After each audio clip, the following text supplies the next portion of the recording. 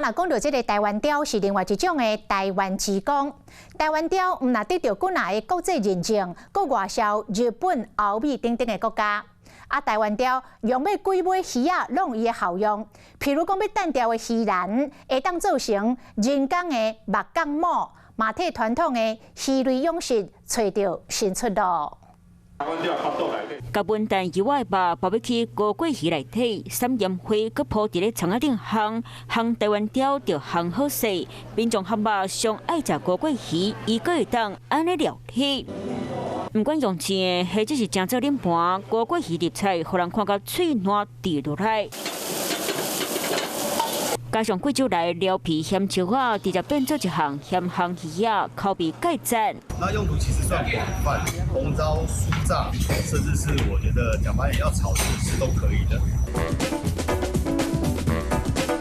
日本超市麦当看到台湾雕的商品，真受到日本的欢迎。台湾雕成功外销到美国、韩国、日本等国，嘛摕到全球标准相关的 ASC 水产认证。2021年嘛得到全球公认的鱼类养殖规范 BAP 认证，外销全球量占4成，内销是6成左右。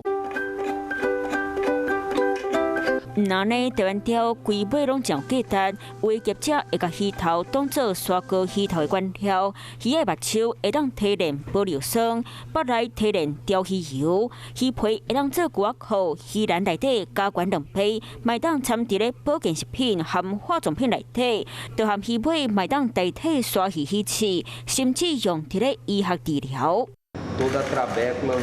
国外有医疗团队研发鱼皮疗法，伫咧烧烫伤的空嘴所在，搭杀菌过台湾雕鱼皮，互患者感觉冰凉，嘛较袂遐痛。20天后，甲鱼皮流落来，发现空嘴好利的速度变甲真紧。